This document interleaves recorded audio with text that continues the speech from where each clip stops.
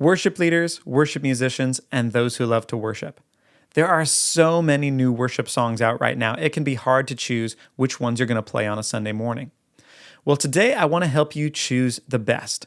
We're going to look at what makes a great worship song, one that serves your community well, and what songs have production gimmicks which kind of distract you from the problems in that song. Let's talk about it.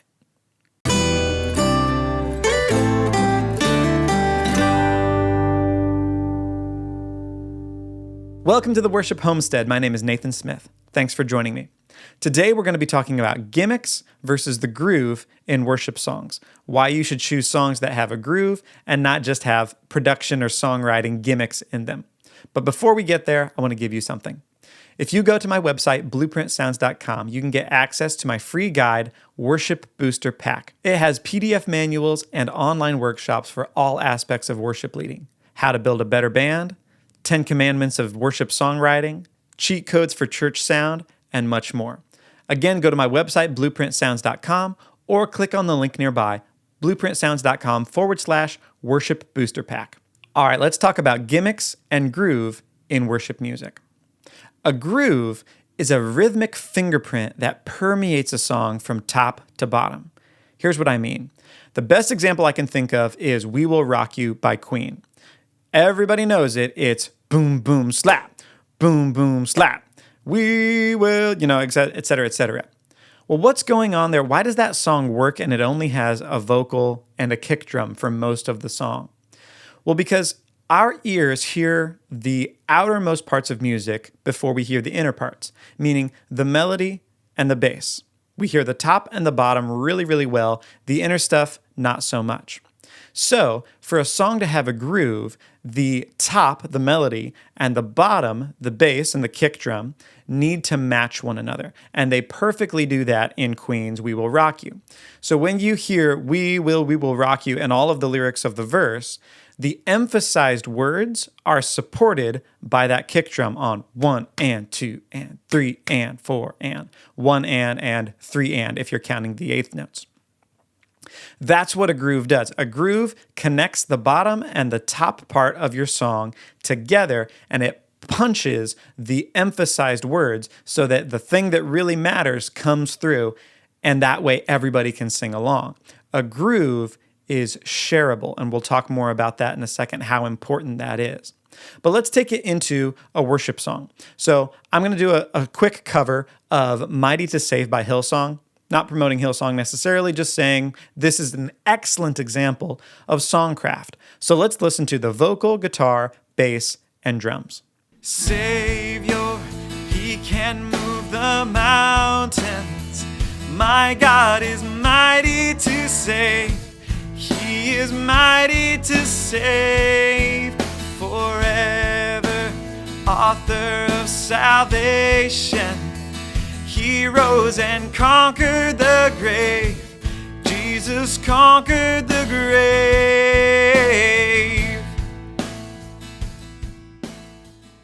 So what did you hear? You heard the exact same thing as in We Will Rock You. You heard bum, bum, bum, bum. You heard a kick drum and a bass, both hitting those eighth notes on 1 and 3 and. But then we heard mighty to save. He is mighty to save. Mighty gets the emphasis. Forever, that emphasis happens when the kick drum happens. So the kick drum is supporting the important words of the melody so that they fit together. And of course, the bass is doing that, and the guitar. It works within itself. It's what we call cogent. It all fits together like a nice package.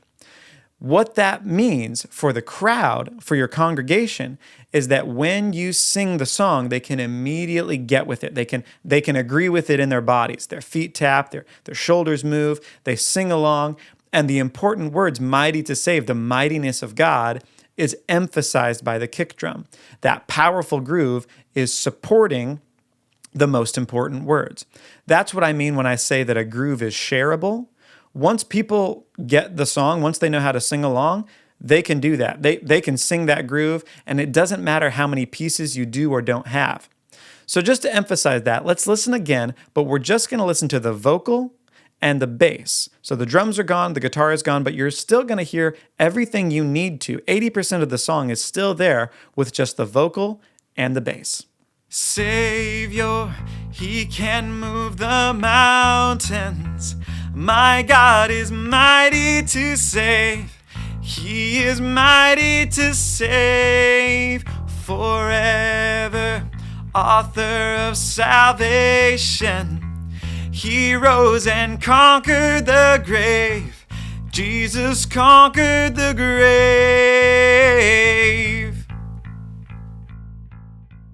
Again, I've got a great singable melody, and I've got a bass that's hitting the groove where it should. But what if you have even less? Now we're going to go down to just an acoustic guitar and a vocal. Oftentimes, that might be all you have is just a vocal and an acoustic guitar. Well, if your song has a groove, you can still make it groove with just two instruments. Let's listen. Savior, he can move the mountains. My God is mighty to save. He is mighty to save forever. Author of salvation. He rose and conquered the grave. Jesus conquered the grave.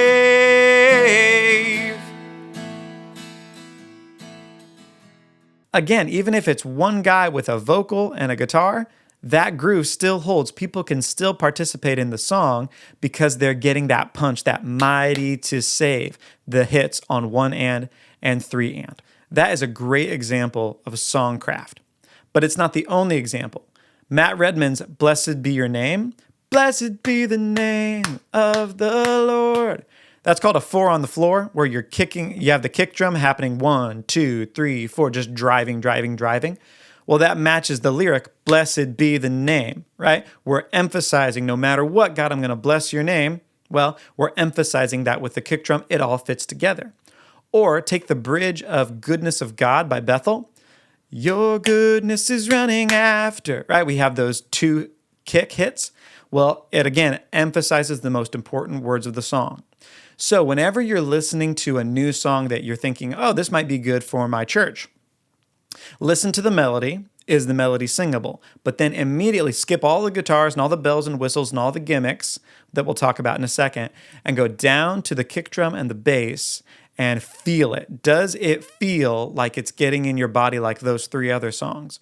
If the groove matches the lyric and it's emphasizing the important words and it's something that you want to move to, well, chances are your congregation will want to move to that. You're giving them another thing to agree with. Not only are they logically agreeing to the lyrics that they're singing, but in their body, they're agreeing to what's being played and sung as well. So that's what a groove does for a song. And grooves never go out of style. Even though some of those songs are old, Blessed Be Your Name is pretty old, you could dust that one off again, play it on a Sunday morning, and the groove is so well built that people will go with it, be like, yeah, that's refreshing. I haven't heard that in a while. But now we get to the unfortunate topic of gimmicks. Gimmicks, I describe this way. They are optional extras that are destined to go out of style. So let's go old school for a second. You think back to the hymn days and, Sister Ethel's going to get up and do a special and they put in the cassette for Amazing Grace and you hear, Amazing Grace. Oh, remember that? Maybe some of you are too young to know, but that was a thing back in the day, that really, really heavy vibrato on the vocal. That's a gimmick. It's a stylistic choice that we no longer make that choice anymore. It's an optional extra that has gone out of style. Well, let's go to the 80s. In the 80s, it was, hey, what if we had a piano sound where every note had like a bell on it? So you'd hear ding, ding, ding. All of the piano, it was very heavy piano era, but all of the piano sounds had chimes or bells on them or strings. That was a thing. Early 2000s, it was the synth. Right? Really big, heavy synth, dancey stuff. Optional extra. Right? Destined to go out of style eventually. And that's kind of subsided. But let's talk about today's gimmicks and why you should be wary of them if you're not hearing a groove. First one's up. Pianos with hammer sounds at the front end. It's really popular now to kind of have the honky-tonk saloon piano, but not play it honky-tonk style. So you have that hammer clicking, at the front of the note, but you're playing really simple stuff. That's the first one. Is it bad? No, not necessarily. It's just going to go out of style eventually. So don't pick a song because, oh, I love that sound. Well, you love that sound because it's trendy right now, but that doesn't mean that the song is any good. The next thing I'm hearing a lot right now is going for a high note and then wiggling it down. So they might sing something like, "How great is your love," right? Okay, that's fine. Are we going to be singing that in 5 or 10 years? Probably not. It's not going to really work as a cover because it will sound hokey, just like vibrato on Amazing Grace. So if you want to do it, fine, but don't think that that's a great melody. No, it's just a hook. It's a gimmick. The next one is a highly affected vocal performance. And by an affect, I mean something that you're doing in your nasal cavity or your throat or with your vocal cords that's unnatural, but maybe is trendy. So back in the day, that was vibrato on Amazing Grace. We don't do that anymore. But if you think of Adele or Lana Del Rey, or for guys, if you think of like a country singer, or like he's closing off his throat and getting these weird tones. It's trendy, but is it what you need for your worship song? Well, no, but sometimes people like that trend of a vocal performance, and so they think, oh, that song is great because I love that vocal performance. Well, guess what? If you don't have somebody on your team who can recreate that vocal performance, the distraction is going to be a problem, right? Because you can't wow everybody like that artist who's so famous does. And here's the other problem with the highly affected vocal performance. It's not shareable. A groove is shareable. Once everybody gets the feeling of "We Will Rock You" or "Blessed Be Your Name" or "Mighty to Save" in them, they can move with it and they can sing along because the song works. But with a highly affected vocal performance, all you can do is watch the performer, right? They stand up there, they sing the song, you watch it happen, but you can't enter in with that. It's not shareable, which means that you're going to have a congregation full of watchers instead of a congregation full of worshipers. And that's really important. So you have to pick songs that don't rely on your lead singer to carry the day, because you put so much pressure on these lead singers to oversing or to make things happen or to give everybody an emotional response. Well, that you shouldn't have done that. You should have picked a song that could carry its own weight, that everybody participates in, and then all of a sudden the responsibility is distributed not only across the band and the singer, but the congregation. Everybody gets to participate in it rather than just watching the star do her thing or do his thing. Here's another one that's popular right now, the prominent vocal harmony. Right? So you might have two people whose voices blend really well, and you'll have one of them start, and then in that chorus, that really tight, really well done harmony, but it's pushed up really loud, so it's like a duet, comes in, and then on the second verse, the other person does the lead, and then you have another vocal harmony. Well, that's interesting because it keeps people's attention throughout the song. You've got one thing happening in the verse, different for chorus 1, different for verse 2, different for chorus 2. But again, what happens if you don't have that knockdown, drag out star or those two people who can harmonize really well? What's going to be disappointing. And again, it's still a lot more, hey, let's watch this than let's join in like a groove is. Here's another one that's popular, doubling your melody with an electric guitar. So you'll sing love, right? Everyone's singing that for some reason. And then the guitar goes, well, that thickens up the melody. That's good. But again, is the melody good? Not necessarily. It just has the support of an electric guitar, and that's just a gimmick. Again, it's an optional extra that will eventually go out of style. So don't get distracted by big sounding guitars, especially if you don't have those big sounding guitars. It doesn't mean that people are going to participate. They might just watch. And if you don't have the guitars, then it's disappointing. And finally, the oldest trick in the book, Turn up the crowd mics. This one is really popular nowadays. It seems like there are no more studio albums for worship music. All worship albums are live, which means that you hear everybody singing and everybody clapping, and it sounds live and it sounds really exciting. Well, the problem with that is that it psychologically tells you everybody's doing it. It must be a good song if everybody's singing it. It doesn't mean that it's a good song. It means that they turned up the crowd mics, and that's all it means. You have to judge the song based on its melody and its groove. Those are the two things that matter. That's what you can share with people. If you don't have a massive 5,000 person stadium, well, it's going to be disappointing if the song is disappointing. So don't get distracted by all that production. Don't get distracted by the crowd if the song can't hold its own weight. It's so important that all churches choose groove songs over gimmick songs, but it is especially important if you're a one-man show. If you're just playing the guitar and leading worship, or if you're just on the piano, you need to bring everybody in. You need everyone's help to hold that groove together. And the good news is, when you have a groove that works, it's like the song plays itself. You just don't mess it up. Just keep it going at the same tempo and let the song ride. But if you don't have a song like that, it's like pulling teeth. It hurts because you're trying to oversing. You're trying to grab all this technology. Well, what if I brought in a synth pad, or what if I brought in some other stuff that would build this thing out and make it big because I want it to sound like the record? No. The problem is that they had to add a bunch of stuff to the recording to overcome the fact that the song didn't groove.